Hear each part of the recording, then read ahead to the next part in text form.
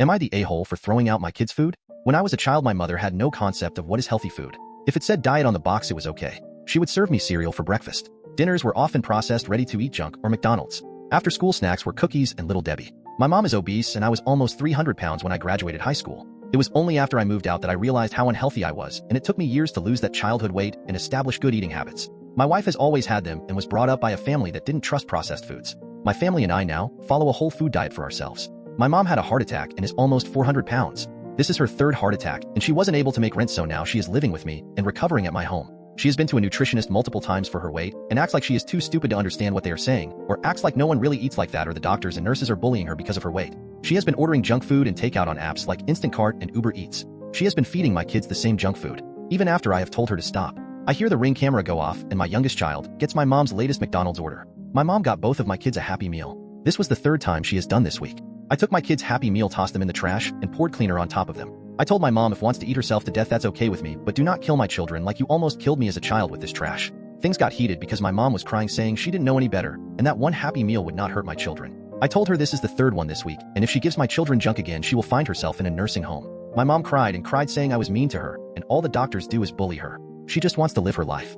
I told her she's not living her best life, she's eating herself to death. My mom called me a bully and told my children I was a bully and not to act like me in school. I told my mom I'm fed up with her, and I'm looking at nursing homes later that week, and I'm not having her bring this lifestyle into my home around my children. Next story. Am I the a-hole for refusing to cook a vegetarian Thanksgiving dinner? I feel like I've slipped into the twilight zone with this whole argument. So tell me what's up, internet folks. Background: I, 31F, and my brother Mark, 35M, do not get along. When he was a teen, he saw a documentary on factory farming and decided to become a vegetarian. He got very annoying about it quickly, but my dad shut him down when he started trying to get the rest of us to be vegetarian with him. Then he went to college, made a bunch of very strange friends, and went militantly vegan. It's his entire personality. I stopped talking to him after he threw a fit about one of my birthday dinners being at a steakhouse and spammed my messages and SM with pictures of abused cows. My parents have been trying to repair the situation, and for a while, it did seem like Mark was getting better, so I've been letting him back into contact gradually. Then he started dating Pam, who is some kind of vegan influencer. She is apparently moderately popular online, but I have no idea what she does exactly. I don't know if Mark was trying to impress her or what,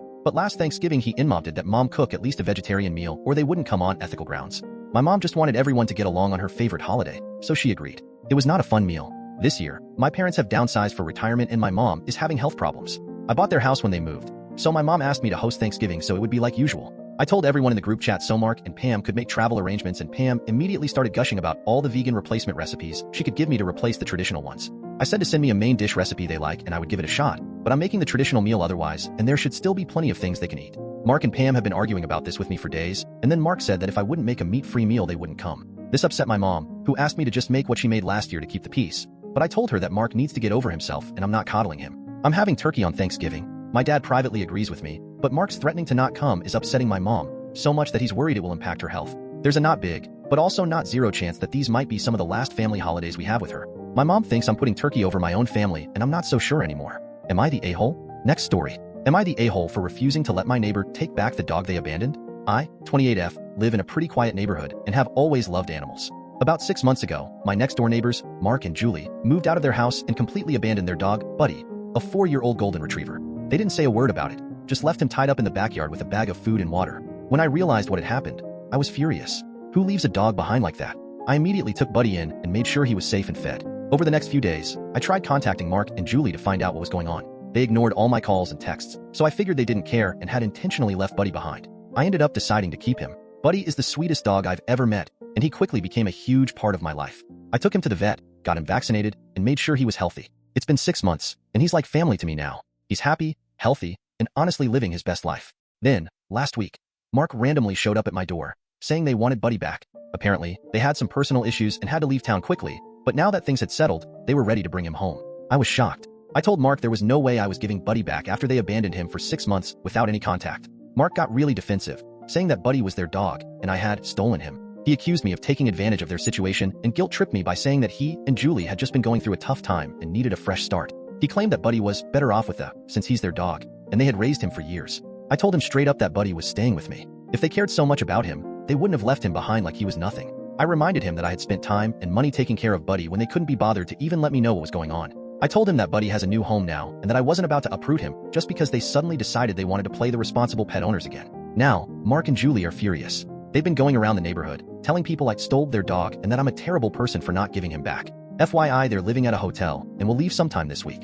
I feel like I'm doing the right thing by keeping Buddy, but am I the a-hole? Next story. Am I the a-hole for telling my daughter she actually has to do things to get celebrated? I have a 16-year-old daughter, Caddy, and a 14-year-old Jake. Jake is more of an achiever. He's involved in sports, does great in school, and recently won an award for community volunteering. We have been celebrating his achievements, usually with a dinner out. Caddy, on the other hand, doesn't do much. She hasn't been putting effort into anything lately. She basically just goes to school and then exists in the house. She spends her free time on her phone or watching TV, doesn't have any hobbies or interests outside of her friend group, and doesn't put much effort into schoolwork.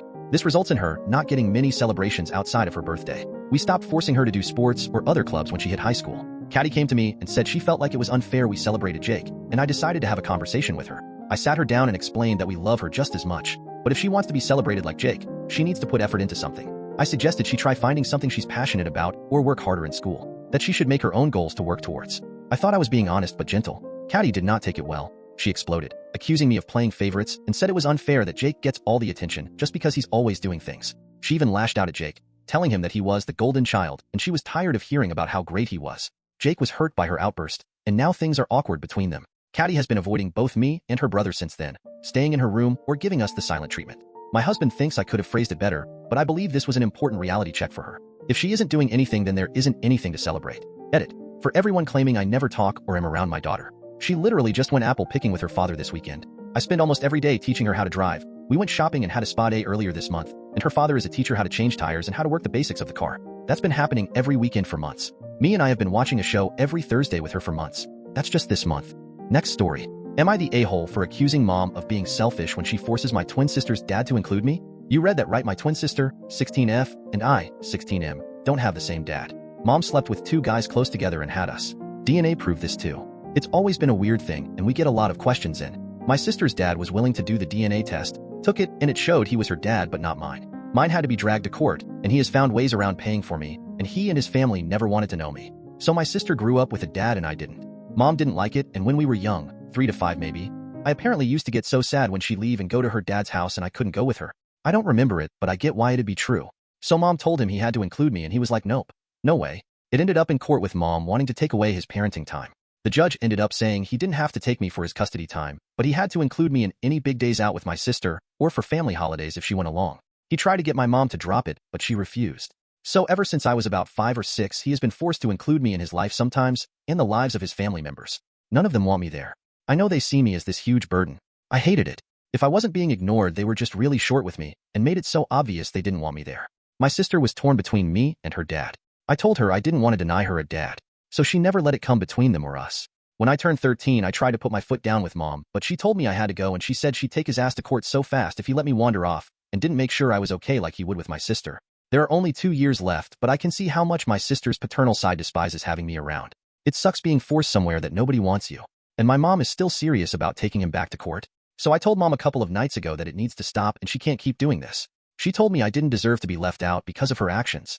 I told her she couldn't make them love me, and they had shown their disdain for me for over 10 years now. I told her to let it go. She got so mad. She wanted to yell and cuss at them. I told her to stop being selfish and stop forcing them to include me because she's the only one who wants that, not me. I told her I never wanted this. Mom broke down, and then she told me it wasn't necessary to be cruel to her. Am I the a-hole?